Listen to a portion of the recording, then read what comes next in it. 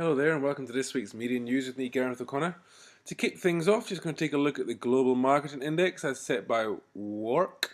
They do a monthly survey, and I take part in said survey, where they just ask people about how the industry is going in terms of budgets and spend and confidence, staff levels. And here's their look for the month of August. Kind of a picture taken at this, generally declining the third month in a row. There was a rise at the start of Q1, Q2 of this year, but it's been a steady decline globally. That's pretty much, to be fair, been driven out of Europe. And of course, APAC taking a pretty big dip in the last month, but that's probably partly when you look at the likes of particularly I think of Australia and New Zealand, when you look at the likes of Fairfax and APN, even MediaWorks here, a huge loss, 300 million. So, and Sky, of course, it struggled with Prime not delivering quite as many numbers as they thought they were going to get. So, it's not the greatest of pictures.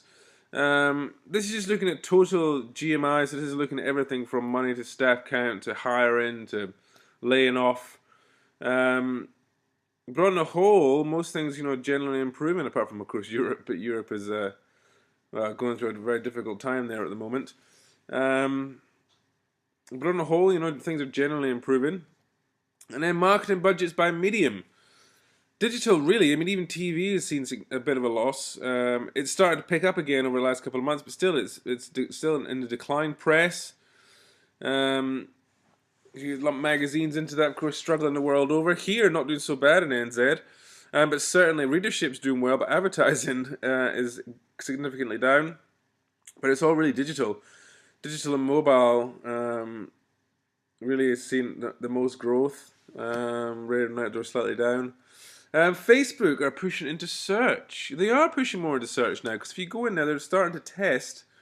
It's just testing, it's not available on NZ yet, but they're starting to test sponsored searches. So when you search for things, you can, very much like Google, in the sense you can pay for SEM marketing, you can now do the similar sort of thing on, or you will soon be able to do the same sort of thing on Facebook. Not such great news for F-commerce. This is Facebook commerce, if you will. In the UK, the Beans Group did some research and they found that 90% of young consumers, so 16 to 24-year-olds, are not interested at all in making purchases through Facebook. Which is fair, I guess. A lot of brands have been testing this around the world, selling direct from Facebook, and for some people it's delivered great success. Again, though, it's one of those sort of things. I think the opportunity is there, so there's no harm if it's not going to break the bank for you to try and sell products on Facebook and it doesn't bastardize your own online stores, then why not?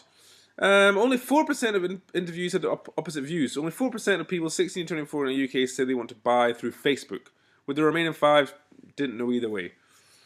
From the same research, and also rather interesting, 28% of contributors browse Facebook or Twitter whilst watching television all the time.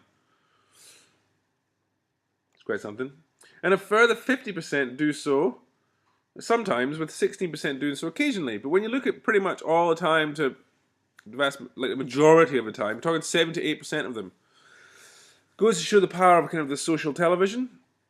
45% of the panel consumed this kind of material for less than an hour a day. So when looking at television, it goes to show how little time they're spending with television, this younger group. 45% less than an hour a day watching television, whereas 33% were logging a time between an hour and 2 hours. Again, it's not massive. They are a very difficult audience to hit, younger groups. So it certainly does. You really have to sort of, online is certainly, online and mobile really are the big areas to engage a target group, and also when they're out and about. It's the same sort of thing as creating experience for these people sort of to enjoy and share, be it online or actually out in the real world. It's where you're going to get more success. Just looking at handset devices, 33%, well 19% had an iPhone, 33% were expecting to buy one, so good news for the iPhone 5, and of course subsequently all the other small iPhones that will be sold for cheaper. And then of course Google, 31% now have an Android phone, with 29% looking to get one. So good news again there for Google, but bad news for every other mobile platform. Thinking Windows Phone here. Not great for them when you think that obviously nearly 100% of people are going to have an iPhone or an Android, and of course why not? It's the best system, right? And they come with the best handsets. This group operates on what's going on the next day, what they have to prepare for. So they're always focused on what's coming the next day as opposed to taking time to sit down with me and enjoy things then and there. They're always thinking of what's coming next, those youngsters. So we're thinking about showrooming. I mentioned showrooming a while ago. It's kind of the art of people going into shops to look at products and services, but then buying them online. But more than 40% of US shoppers now use their phone to engage in showrooming whilst they're in stores. Of course, this is them looking at comparing prices online, comparing prices in other stores, and seeing what offers are there. 45% of the individuals questioned would leave the store if they found the price 2.5% cheaper on the web. If it got to 5%, 60% would leave the store. Goes to show the power of online, right, when it comes to bricks and mortar. But hell, everyone wants a good deal, right? If the item was 20% cheaper online, 87% would leave the store immediately and go and buy online. And when you think people who are online only, you don't have the bills to pay and the rent to pay for your bricks and mortar, you can normally sell products cheaper. For NZ retailers, it's a big, big problem because we can get so much stuff overseas cheaper and deliver it free to us. Consumers have shifted their path to purchase to include the store as a step, but not necessarily the final step. And this will likely continue over time. Absolutely, if you can go into the store and feel and touch and hold the product, see what it feels like in your hand or what it looks like, and then get a cheaper price online, why wouldn't you? The Boston company, Visible Measures, are launching AdSense for video, which is kind of cool. So AdSense is Google's advertising platform where you can sort of place your ad around relevant content, editorial. Well, this works in a similar sort of way, and this is how it looks. Of course, all sites now just pretty much serve up videos. So VidWorks promises to unearth 2 ways of delivering this. So for one, VidWorks ads can be integrated as standalone sponsored videos, or they can be baked into publishers' pre-existing videos. So it could be somewhere where you could place your video across places where it's not relevant normal videos. So maybe in a 300 by 250, or somewhere else around the web where video isn't normally there, or it can just be embedded into, say, TVNZ's or MediaWorks or APN's video player, which is kind of cool. But as we see, as I said last week, video is kind of the future of online advertising. And why not? You can sell a hell of a lot more in a video. Dunkin' Donuts gets mobile.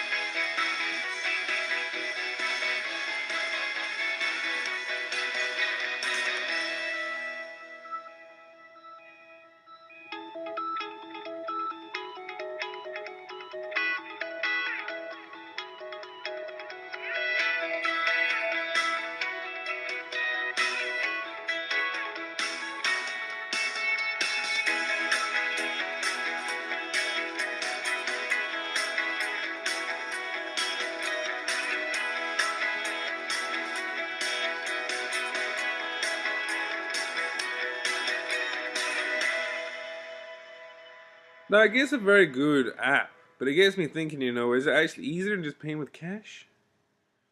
You gotta download the app, you gotta go through all that process, you gotta go in the store and register yourself, and probably easier just to go in there and buy it with cash. But anyhow, sign of things to come. We are going to have a cashless generation. This generation has just been born, now we're going to be cashless.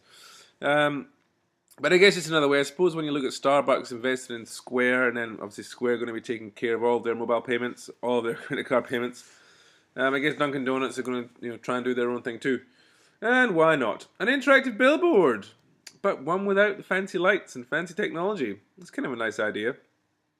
J.C. Ware, for our album launch, they made a billboard and encouraged people to come in, fill in the dots. There's lots of little dots on the screen, on the billboard, and you just to come and fill them in. Lots of people did. But kind of a nice way, and not an expensive way either, I would imagine, of getting people to partake in how a billboard looks. This was done in London, and that's how it looked when it was finished. Kind of cool. I like it. I like it. Selling cars is becoming more than just a showroom. Or showing a car, should I say. Women 25 to 44, there they are there, look at them. Chevy, the Malibu, the new Malibu, teamed up with Isaac Mizrahi, the fashion designer, made a range of clothes inspired by the Chevy Malibu, and sold them on Living Social. And with Time Warner, they created 50 pieces of video that had Isaac driving around LA, New York, Chicago, Miami, meeting fashionistas and talking about fashion in the car, and then serving it up online.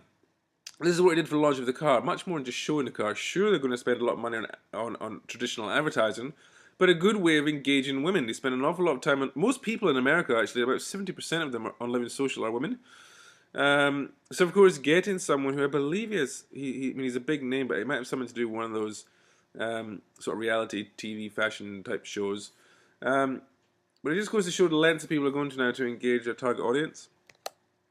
And then showing the car, people are doing that differently too. Can you feel it? Can you feel the thrill of being alive? Neither can I. There is no alive in this town. Just pixels, pretense, and driver assist.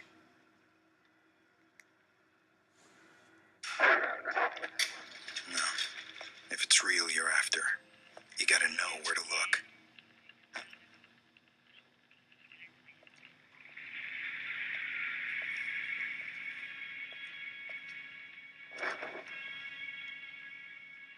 Now that is real. No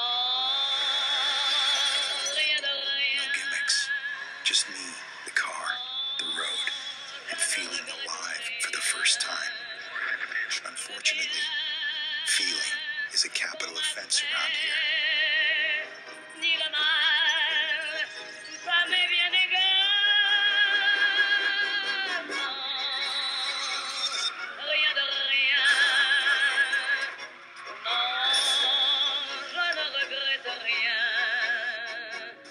The thing with real is, once you've experienced it, there's no going back.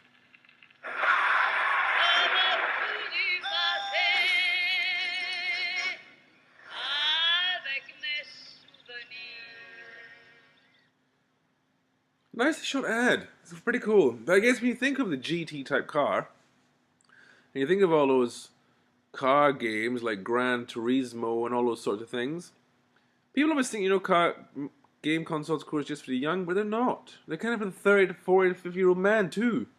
Particularly when you think of the 25 to 40-year-old men, very big on gaming. So it's quite nice to take a gaming element in the ad and to bring it back into the real world. It's nice. Show them what's on the inside. Meet the all-new Volvo V40. It's designed to be intuitive, uncluttered, simple. As a result, a lot of the technology beneath the surface escapes the naked eye. So we created a way for you to see these innovations. The Volvo X-ray app turns your iPad or iPhone into an X-ray scanner. See a full 360-degree X-ray view beneath the all-new V40 skin, with the latest Volvo world-first breakthroughs inside, and short videos that put you in the driver's seat. X-ray vision isn't science fiction. It's a glimpse of the future. Kind of interesting, but it goes to show people using technology for another thing, for giving a different angle on a car. Kind of cool, kind of cool. This is a very nice, very simple idea, but a very good way of getting the point across.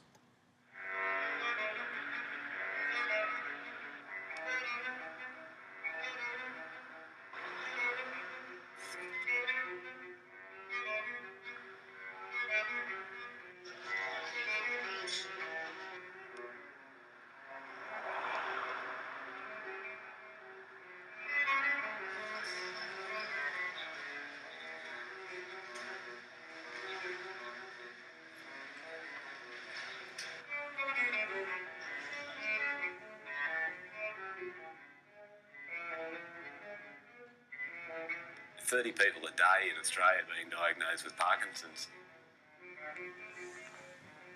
The perceptions are a fewfold. The first one is in regards it's an old person's disease, when the reality is 10% of people that are diagnosed are in their 20s and 30s. And the other one is in regards to it just affects the person involved, where the reality is it affects everyone around them. The waiter brought out my coffee and then the table started rocking and Somebody had put a block of wood underneath it. Someone's having us on here. They've put a wedge under the wrong corner. Where I was going to spill my coffee when it was going to be delivered by the waiter. So I thought I'd better fix this. I then read the notice and thought, oh, gee, that's a good idea. My name's Clyde Campbell, founding director of the Shake It Up Foundation for Parkinson's disease research. So we went around Sydney placing these wedges underneath tables in cafes, restaurants and food courts, just so people got a feel for what it was like to have Parkinson's. At the end of the day, we're in business to go out of business. How do we shut the foundation down as soon as possible? And that will be through a cure.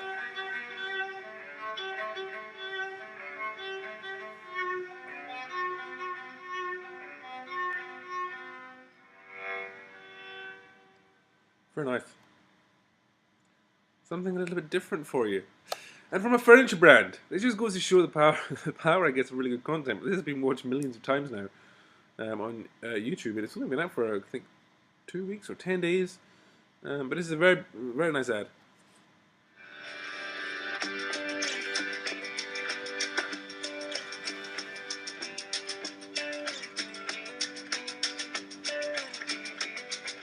Sit beside you in school while we paint and make you laugh. Mine was never very good. Yours looks exactly like a photograph. Looks like I'm growing up beside you. I don't always get the way you feel. Now I've learned to live with that. It's like I'm a part of something real. I was in the bottle, now I broke the seal. It's like I'm growing up beside you. People coming up over and over and over again, and the sun sets the scene while the rain is setting. And all the time I'll be growing up beside you. After a tough day, get the sit down you deserve. All our sofas are handmade to order with a free 10-year guarantee. DFS, making every day more comfortable. Good ad. And this is a good ad too. It's big. It's epic. And it does make me think I do love living here. Your journey starts beneath southern skies, where glacier and ocean meet, a land where giant eagles once guarded the skies, where creatures dwell in ancient caves, where streams that run hot feed rivers that run cold.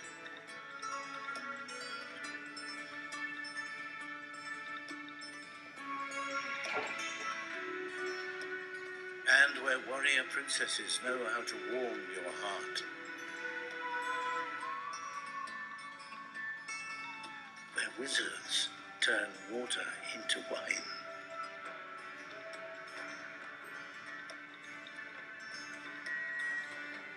And where the people of the land can fly.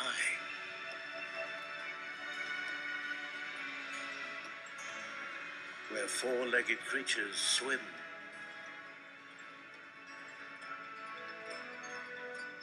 Where sea creatures walk on land. Where you can blaze a trail through blades of gold. Where metal hawks soar. You can dine above the clouds. Where treasure is found underfoot.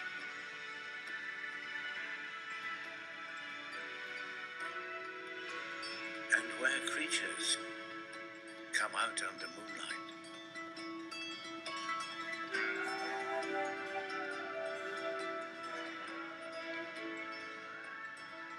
And where you can play on mountains protected by gods.